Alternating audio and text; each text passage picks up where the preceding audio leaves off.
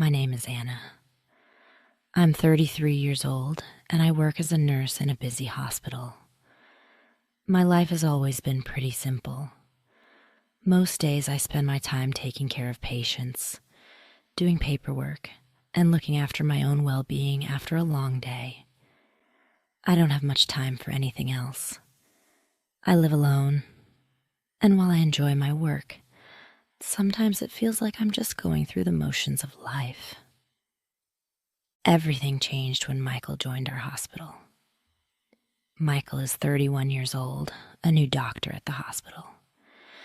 He had just moved here from another city. When he first came to the hospital, he was quiet. He didn't talk much to anyone. But as days went by, he started to open up, especially when we had short breaks between our shifts. I remember the first time we really talked.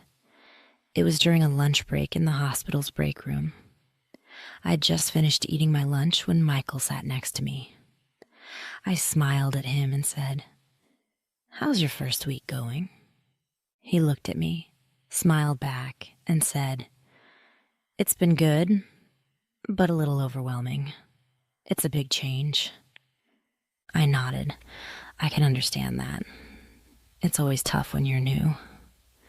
From then on, we started chatting more during our breaks. He shared little details about his life, and I started to look forward to our conversations. Over time, we became friends. He would tell me about his past, how he moved to the city, his family, and his dreams. I felt like I was the only one who truly knew him. He seemed comfortable talking to me. As we spent more time together, I started noticing little things. The way he smiled at me, how he would sometimes joke around, and the way he looked at me when we talked. It was different from how he spoke to others. I couldn't help but feel drawn to him. But one day, things changed. Michael didn't seem like himself. He was quieter than usual. He didn't join me for lunch, and he didn't come to the break room that day. I tried texting him, but he didn't reply. I thought maybe he was just busy, but something didn't feel right. The next day, he came to me and said, "Anna, I need to talk to you. There's something important I have to tell you." My heart raced. What could be so important? I didn't know whether to feel nervous or curious. I said, "Sure, what's going on?" He took a deep breath. "I'm married, Anna. I've been married for a few years now, but things aren't working out. I'm not happy in my marriage anymore." I was shocked. I had no idea he was married. He never mentioned his wife before, and it caught me off guard. My mind was racing. Why was he telling me this? What did it mean for us? He went on, explaining that his wife's name is Laura. They had met years ago in college and quickly got married. At first, everything was great. They were happy, or at least that's what he thought. But over the years, things changed. They grew apart. Michael felt lonely. He wasn't feeling the love he once had. "I care about her, Anna, but I don't think I'm in love with her anymore," Michael told me.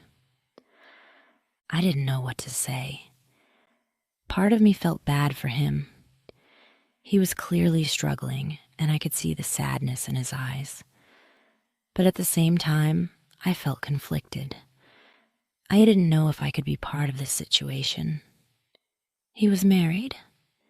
No matter how unhappy he was, I didn't want to get involved in something that wasn't right. For the next few days, I tried to keep my distance from Michael.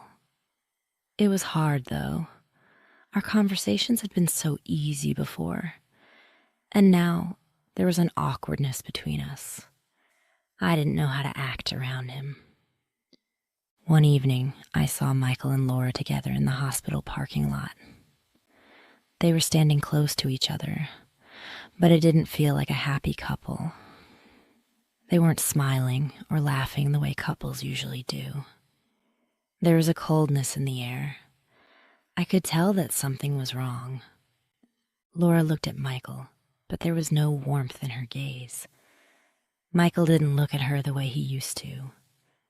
I realized then that their relationship had truly fallen apart. It was no longer the happy marriage it once was. I stood there for a moment, watching them. I could feel my heart racing. I didn't want to be a part of this mess. I cared for Michael, but I knew I couldn't be the reason he stayed in an unhappy marriage. I couldn't let myself get involved in something that wasn't fair to anyone, including me. The next day, I made the decision to talk to him. I knew I had to be honest with him about how I felt. "Michael, I've been thinking a lot about what you told me," I started. "I care about you, but I can't be with you like this. You're married. You have to figure out what you want with Laura before you can be with anyone else." Michael looked at me, his face filled with confusion. "But Anna, I interrupted him. "No, Michael. You need to fix things with her first. I can't wait around while you try to figure out your marriage. You need to choose. If you want to be with her, then you need to work on your marriage. If not, then you need to make a decision. But I can't be in the middle of this." He was quiet for a long time. I could tell that my words hurt him. I could see the sadness in his eyes. He had hoped I would be there for him, but I knew I couldn't. "I understand," he said finally. "I'm sorry." I stood there, feeling a mix of emotions. I wanted to be there for him, but I knew that if I stayed, I would only be causing more pain for both of us. I had to let go. It wasn't easy. Letting go of someone you care about is never easy, but sometimes it's necessary. We all have to make hard decisions in life. Sometimes we have to let go of something that's not right for us, even if it hurts. As I walked away, I realized something important. I couldn't fix Michael's problems. I couldn't fix his marriage. Only he could do that. And I had to focus on my own happiness. Sometimes we get caught up in other people's problems. We try to help, to fix things, but we forget that we can't change people. They have to want to change for themselves. Michael had to fix his marriage. It wasn't my job to make it better. All I could do was take care of myself and make sure I didn't lose myself in someone else's drama. The days after I ended things with Michael were hard. I missed him. I missed the conversations, the connection we had. But deep down, I knew I made the right choice. It was a painful decision, but it helped me grow. Sometimes we need to make difficult choices in life to protect ourselves. It's not always easy, but it's necessary for our personal growth. Letting go of someone doesn't mean you stop caring about them. It just means you care enough about yourself to move on. And that's exactly what I did.